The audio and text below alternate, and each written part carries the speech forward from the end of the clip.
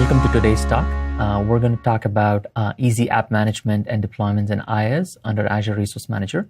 I'm a program manager in the Azure Compute team, Mahesh Tyagarajan.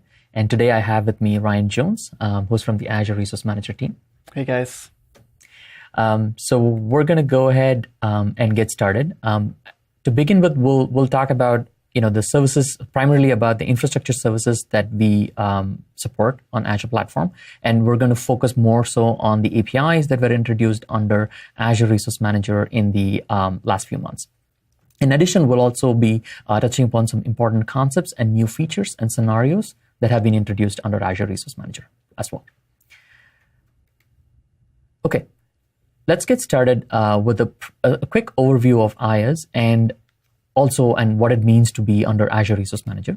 To begin with, primarily, I think from a virtual machine services standpoint, there are three fundamental components or services that makes up a virtual machine. The first thing is obviously compute. That would be the virtual machines. And we have constructs called as extensions that enables customers to easily manage their in-VM customization of their application, be it, or even the virtual machine itself. Storage is an inherent part of that part of the platform, which supports capabilities starting from blobs, tables, queues, and we also support Azure Files. And the storage account constructs, we support a couple of different types of storage accounts, standard storage accounts and premium storage accounts for intensive applications. So, and obviously, a key part of the service is also networking. And from a networking standpoint, we support a slew of different services, starting from virtual networking capability that will help you isolate your application on the cloud, and security groups for your isolation and security, and so on and so forth. We'll be touching about some of those aspects as we go along. Now, before we dive deep, with the introduction of Azure, with the introduction of the compute, network, and storage services under Azure Resource Manager, we've kind of modeled or changed some of the constructs. So in this slide, we're going to briefly touch on what has changed and what it means for you in how you actually start building your applications on Azure Resource Manager. So let's look at what we had, in the classic model or the V1, which has been supported in Azure for about 2.5 years now. So to begin with, in the classic model, a virtual machine was always as part of a cloud service. So you'd have to go create a cloud service, create a virtual machine inside it, and by default, you would get a public IP address that is associated with it. And then when you deploy the virtual machine, you have to choose the storage account that it goes to, and you could optionally choose the virtual network or the subnet that VM should belong to. And when we gave you the virtual IP address by default, it was actually a load balanced IP address. So every cloud service and a virtual machine that you spun up by default got an inbuilt or an implicit load balancer as part of the specification, and the IP address was assigned to the load balancer. Now let's look at what it means how those constructs have evolved or how we've decomposed them to make it easy for you to build some of your applications on top of IaaS virtual machines. So from a construct standpoint, we've broken down or decomposed them as building blocks that allows you to construct any app. So from that standpoint, we have modeled network interfaces as a primary resource or a resource that can have its own life cycle. And then virtual machine IP addresses or a public IP address is a resource by itself as well, which can be detached and attached to different virtual machines. And obviously, virtual networks were a resource before. And another key addition that we've added is load balancer. So we actually made load balancers now a first-class entity in the platform that allows you to easily bring nodes in and out of the load balancer. So at a high level, every virtual machine needs to have a NIC. So if you see that a VM will have a reference to a NIC, and then a NIC could potentially be associated as part of a subnet in a virtual network, or could also have its own public IP address. So you can actually have these references specified as part of the resource definition when you create them. And on top, for security and in isolation capabilities, we have network security groups. It used to be called as the endpoint ACLs capability in the past. So network security groups allows you to ACL down or a specific set of traffic that is coming inbound into your virtual machine. And in some cases, we also, you can also apply these network security groups directly to your subnet. And one capability that is yet to be available on the V2 stack, which is coming very soon in the next few weeks, is the capability for express route support for virtual networks, and that is not supported yet. Okay, so with that, I want to just kind of touch on some of the key improvements that have been made in the platform. So one of the fundamental improvements that we've made is we've made the APIs more RESTful And we've also improved the performance of the APIs and primarily around the deployment performance of these APIs. And we'll look at some demos in how you can actually build and deploy scalable apps in a very short period of time. And we obviously decompose the networking resources in a very granular fashion, which allows you to control each one of the configuration individually. And you will see some advantages of these granular networking constructs when you integrate them with role-based access control. And we have support for template-based deployments. Azure Resource Manager as a service and as a platform has existed for about a year and a half now. And the introduction of, we're going to talk more about the introduction of the IaaS under Azure Resource Manager. And as I mentioned, role-based access control is a key part of the support. With the new construct, role-based access control is supported on the classic resources as well. However, once you apply, role-based access control on a classic resource, it doesn't. You can manage that resource through the Azure portal. It can only be managed through the Azure Preview portal. So with the introduction of role-based access control for IaaS resources, you manage all of them just purely in the Preview portal. Another key capability that doesn't exist in the Classic, which is purely introduced under Azure, for the virtual machines under Azure Resource Manager, is the tags-based billing support. What this means is you can go configure tags on your resources for your IaaS resources, be it virtual network or a gateway or a storage account or a virtual machine. And these tags that you configure on the resource itself will propagate through to the bill at the end of the month, and you can actually view them. In addition, not necessarily at the end of the month, we also have the usages API, which you can subscribe to, where you can get data every couple of hours as well. So pretty much this information is going to flow through the system and be available for you. So you can actually pivot based on, say, for example, how much did my engineering department spend, or how much did my finance department spend? And so your cloud spending could be controlled and better understood using the tagging capability. And we've also partnered with a lot of third-party vendors like Cloudine, who also support or deeply integrate with our tagging capability to make sure you can understand and manage your bill in a better fashion. And another capability, which is something that a lot of customers who focus on highly available database workloads ask for, is the capability of 3 fault domains in an availability set. What this allows you to do is the capability where when you deploy the VMs into an availability set, we physically place these virtual machines on 3 different isolated networks under racks. So this ensures that you have higher availability for those, higher resiliency for those apps, so they don't actually fail over, especially if they're clustering workloads like SQL Always On and things like that. And as a quick jumpstart, we have a lot of templates that we've added. So there are about 120 odd templates that are available, from the community for you to contribute, for you to look at. And at a high level, templates are idempotent. And we'll touch some aspects of that and how it is useful in case of IaaS.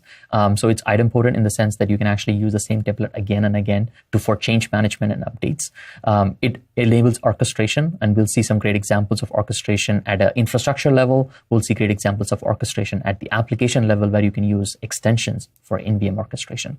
At a high level, we also enable simple rollback. It's great in dev and test scenarios. What we mean by that is if you're developing an application template, and you want to go start, deploying it into a resource group, and then you find that there's something wrong, or the whole deployment failed, you can potentially choose to delete the entire resource group, redeploy the whole template again in another resource group if possible. So, and this is great, especially when you're doing dev and test deployments and writing your own custom scripts in configuring as well.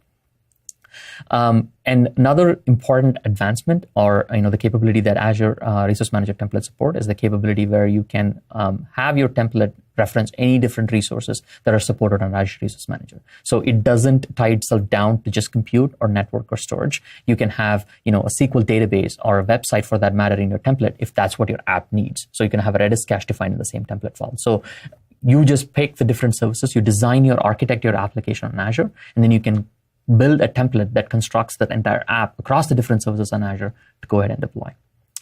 At a high level, templates are source files that are checked in, which defines the dependencies, and can accept parameterized input and output. And we'll look at some samples, to make sure that you understand what I'm talking about. So right now, let's jump to a demo. Where I'll be showing a couple of things. One, I'll walk you through some basics of how a template file looks like, and then I'll do a deployment of a 40 VM scalable web tier app, which would go ahead and deploy in the matter of a few minutes. So there are a few important sections that you should look at. The first thing is a schema. So all the APIs in Azure typically are driven by a schema that is supported. So in this particular case, we have a template that leverages the compute, network, and storage resources, and the resources are defined in the schema, which allows Visual Studio to evaluate that. The parameters section, really, it defines, it's obvious. It's the parameters that makes the template repeatable. So every time you use it, you ensure that if you want to use the template again in another region or for another deployment, you can parameterize as much as possible to make the template repeatable. So in this case, you'll see some, standard parameters like the admin username, the password, and another important parameter which is relevant for this demo is the number of instances. So the number of instances here will directly correlate to the number of virtual machines that we will actually be spinning up from a single template deployment.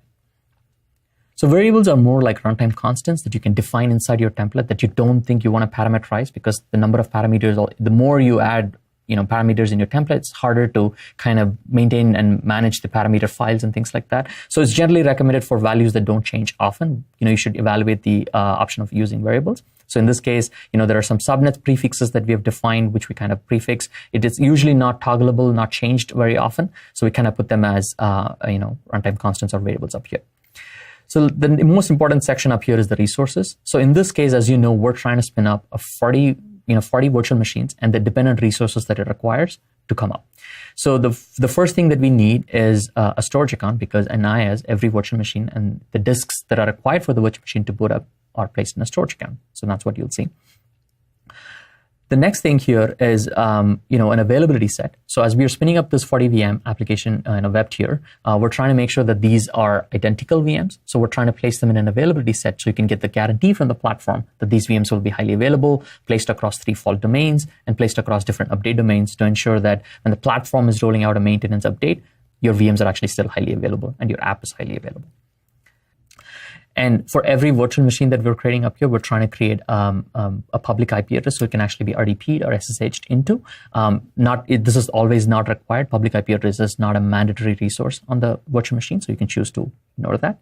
And as I mentioned previously, network interface is what carries the network configuration for a virtual machine, and you'll see the entire network configuration up here. At a high level, before we go deep into the virtual machine, I want to touch on a couple of concepts here so you understand what we're trying to do.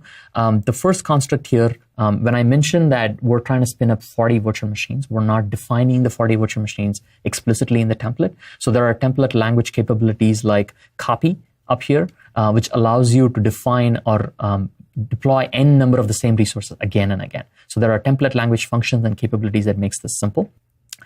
And if you look at the depends on, that's the section that defines the dependencies that our Azure Resource Manager will take in before it can actually spin up a resource. So very similar constructs apply here as well. As I mentioned, we use the copy function again here, even for the virtual machine. So the virtual machine n number of virtual machines can be created. And very similarly, we also have the dependencies defined. Within the virtual machine itself, there are a few different blocks that you should be aware of. The first thing is the availability set, which defines the availability and whether these VMs belong to a certain group that actually has platform guarantees for availability. It defines the hardware profile. In this particular case, it's the size of the virtual machine. Remember, we picked a standard D1 size when we picked up. It's one of that. The OS profile defines the configuration of the OS itself. So we're just defining a computer name, admin username, and password. You could also imagine the case where, for Linux, we support SSH keys under this particular profile. The storage profile defines the configuration of the disks themselves. So in this particular case, we're referencing an image that comes from the definition from the parameters that we supported at the top, and the definition for the OS disk itself. Obviously, you can attach multiple data disks right below, define multiple data disks right below here as well, and those data disks will be created during the creation of the VM. And we had a dependency referencing the network interface, and all that we do here is to ensure that we reference the appropriate network interface that was created as part of the copy loop function. So, the network interface should also be ready, and the dependency depends on capability provides us that guarantee. One other important aspect that I do want to touch on is Visual Studio offers you the capability where you can quickly do validations for some of the templates that you construct and build out. So let's go ahead and kind of change this property, for example. So once I made that change, it'll actually immediately pop up saying, hey, there's the required property. Let me go zoom in. So the required property, computer name, was not present. So this was one of the things that will make your template authoring a little bit easier as you start constructing them. So we definitely recommend you editing or evaluating, building your templates using Visual Studio to get some early validation as you start building this out. Now, let's go ahead and deploy this. So you can go click on the project and say deploy. Let's go ahead and click a new deployment. Pick a resource group. You could pick any existing resource group, or you can actually go create a brand new resource group as well. In this case, I'm going to pick an existing resource group. So the deployment template is what we were looking at. And there's also a parameters file that goes along with it. So you can go edit the parameters file if you choose to do so. And in this case, if you look at it closely, I've actually gone ahead and tried to create 40 virtual machines. And I'm trying to deploy this in the West Europe region, and so and so. You go ahead and save the password and then click deploy. So once I go ahead and click deploy, the entire deployment will start happening up here. All right, let's go back up here and see where the deployment is. As you can see, one of the first things that, when the request is posted up to Azure Resource Manager, it checks if the template is valid. So, we can get the verbose logging that states that the template is valid. And based on the definition that we had, you can see about 40 different public IP addresses being created, 40 network interfaces being created, and the virtual machines are already starting to get created. So imagine this case where, the creation of 40 virtual machines, just started in less than about 10-15 seconds. And you'll see that in about 2.5 minutes, all of these 40 virtual machines should be up and running. So which is, very helpful when you're deploying scalable apps on Azure. Okay, so now briefly, let's talk about how do you manage your application after you've deployed. So upgrade is a key scenario that, people think about and think about management. So there are different ways you can actually upgrade your application. Let's say you deployed a SharePoint farm or you deployed a SQL Always On cluster. So upgrade could be thought of different ways. So typically people, you can use PowerShell scripts or your CLI scripts, or even you can go and upgrade your virtual machines or some of the configuration in the portal. But templates do offer another capability for you to upgrade your application as well. So if you remember, we briefly mentioned that the templates are idempotent. What this means is that whatever you specify in the template for a particular resource type, that is the resource definition. So if you continue to use the same template again and post it back to Azure Resource Manager, you'd get the same response. There'd be no change. The template would run through and would tell you that the deployment is successful. So with that in mind, if you think about, let's say, and I'm going to show you a demo as well. So in the demo, what we're going to do is we're going to try to add a subnet. So let's assume the case where you've deployed an application and, with a virtual network and a couple of virtual machines, so the app is up and running, but then you're evaluating the possibility of bringing another app into the same virtual network. But when you're bringing in the app, you're like, hey, I want to isolate the network. So let me go ahead and carve out a new subnet in the same virtual network before I go start, doing it for other reasons. So you can evaluate the possibility where you can use the same template, just add the properties that you need for that particular virtual network, like adding a subnet and reposting that entire template again with the right parameters. And we'll make sure that only that particular resource is updated. And I'll show you a demo of how that actually works. So, and as I briefly mentioned, so you can use templates for your upgrade scenarios, or if you can use templates primarily for your first-time deployment scenarios, and then use automation scripts or other tools or portal for your management scenarios, if that makes more sense. From a manageability and auditing of all of this, there are operations in general in Azure across all the services are usually tracked up to 90 days. So you can go and look at the audit logs up in the portal, or there are also APIs available for you to look at all the operations that you did on Azure. So there are some critical scenarios where, especially if you're, dealing a lot with data, imagine a case where you actually have a storage account which contains HPI data or, most of the data that is required for the application to run in production. So in some cases, if you want to protect accidental deletion, where you could accidentally click the delete resource group or run a script that would just remove Azure Resource Group, you can set these locks up on some of these resource types as well. So when you set the lock, this ensures that any such operation of removing Azure Resource Group does not accidentally delete the resource itself. So this, we support management locks to ensure you can protect against, these pitfalls that you can have with the superpower that we're giving you with, the increased manageability with Azure Resource Manager. So at a high level, first, what I'm going to do is we're going to look at the resources in the resource group called AzureCon Demo 2. So if you look at it closely, there are about 2 VMs up here. There is a virtual network called as MyVNet, and then the storage accounts and the resources that are required. What we're going to do now is we're going to try to look at the virtual network properties. So we're going to look at the virtual network in this particular resource group. if you look at it closely, so the first thing that you'll see is that there is subnet 1 up here, and then there is subnet 2. So right now there are about 2 subnets in this particular virtual network. What I'm going to do is I'm going to go switch back up to the template now. So let's look at the template. Let's look at the virtual networks section. So if you look at the virtual, this was the original template that was used to deploy this particular resource group and the resources in it. So as you can see, there was subnet 1 and there was a subnet 2 that was defined. Now what I'm going to do is I did an update. The only thing that is different on this particular template is that I added another subnet called a subnet 3. So all the other resources are exactly the same. The parameters that we originally defined are defined in the parameters file, and they're exactly the same as well. So let's now go ahead and look at how you can actually do an infrastructure change in your application in a resource group in a simple way. So just go new Azure Resource Group deployment. Let's call it deployment 3. In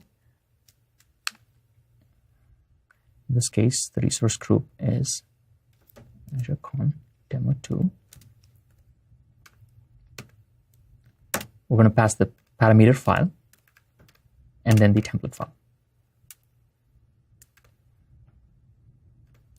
We looked at the Azure deploy update. That was the updated template file. So once you go ahead and deploy that, you can see that the validation is done. It checks if the template is valid, which it is, and it'll start looking at all the resources and start creating them or updating them. In this particular case, if you look at it, the public IP address, there was no update. It quickly succeeded. You can see the same for the availability set. You can see the same for storage account. But if you look at it, the VNet was in a running state where it was trying to get updated, and then that succeeded as well. And now you'll slowly start the updates that will happen on the NIC and the VM. But at a high level, there are not really any changes. So the platform will return back immediately saying there were not many changes. So the update that you requested has actually succeeded. So let's just wait for a couple of minutes. And since this is a goal state driven system, we try to do all the operations with the properties that you've given, and then we'll complete them if there are no changes. And as you can see, these updates completed quickly, and the whole deployment is done. So given we use the same template, and the only update that we made in the template was on the virtual network itself, the update completed really fast. So let's go ahead back and look at the virtual network now. And if you look at the virtual network, you can now see that the subnet 3 is now added as part of the virtual network. So this is a quick example, a 200-level example to ensure that you understand how change management can be done. But you can extend this to other scenarios as well. It is not just applicable to infrastructure. This is very highly applicable, especially when you're doing in-VM management and in-VM configuration using extensions. But this was a straightforward example that would just get you an idea of how to do change management. So with that, I'm going to go ahead and introduce Ryan, who's going to talk more about the Azure Resource Manager policies and the scenarios around it and how it's going to be powerful for you. Awesome. Thanks so much, Mahesh. It's really cool to see the things that people are doing with Resource Manager and IaaS now. That data stacks example really just exemplifies things that weren't previously possible. Right. So it's super exciting. Yeah, absolutely. So with that in mind, what we're seeing is people are starting to use Resource Manager and Azure in ways and at scale that we'd never really seen before. And what we're starting to see is people want more control over how they consume the cloud. And so what we're trying to do is we're introducing a new feature called Azure Resource Manager policies. And this lets you govern how people use the cloud on your terms. I'd like to touch on, a four key scenarios that we've heard from you that are important. Number one is for the resources and applications which are deployed to the cloud, I want to know who to charge back for those. I want to require departmental tags. Number two is I need to ensure that my applications are deployed in a geo-compliant manner. So how do I ensure that my resources are deployed to locations that meet my regulatory requirements? Number three, how do I curate what services people are able to use? Do I want people to only be able to use virtual machines? Do I want people to be able to use app services? So on and so forth. And then a final but very important scenario is how do I enforce naming conventions for the resources that I deploy to the cloud? And so let's talk about a couple of key concepts that are needed to understand how policies work. Number one, policies are built as a default allow system. So this is different than how role-based access control works, which is a default deny system. In the case of policies, you define what actions or what resources would violate your policies, and then you deny those things. Similar to RBAC, policies are described via policy definitions, which we'll speak to in a little bit, and they are applied via policy assignments.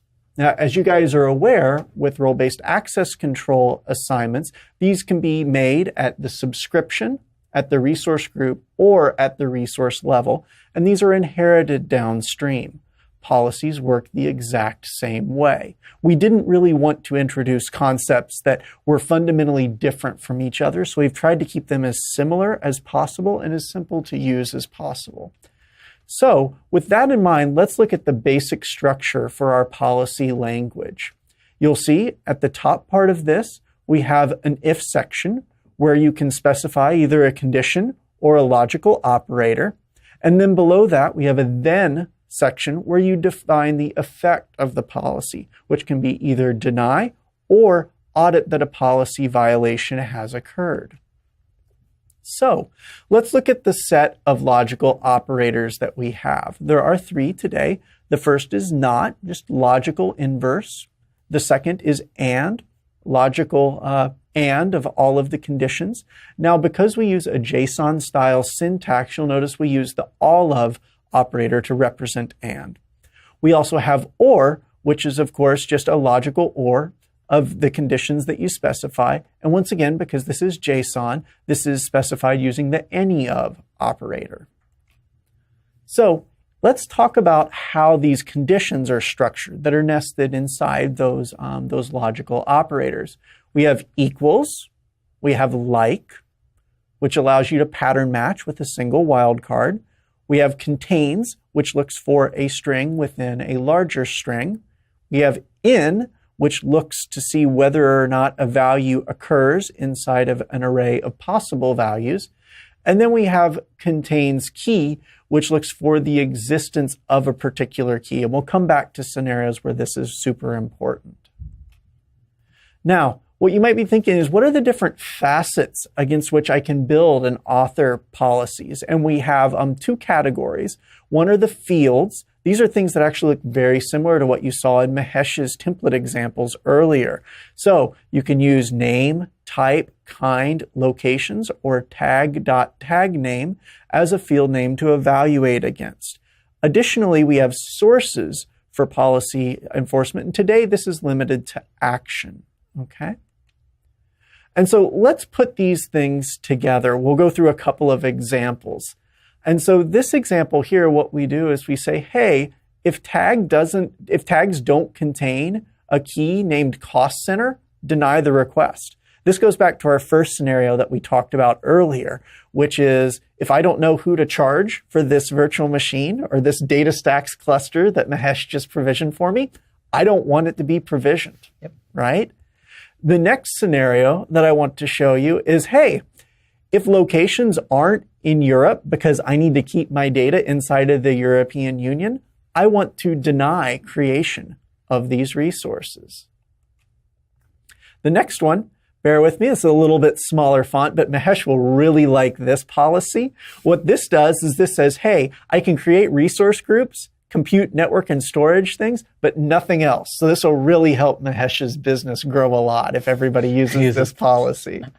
And then the final example that I wanted to show everybody is we know that everyone has a naming convention that they would like all of their resources to follow. However, we found that actually enforcing that naming policy is quite a challenge. And so what you'll see here is we look at the name field to ensure that it follows a name prefix, then a something, then a name suffix type pattern, okay?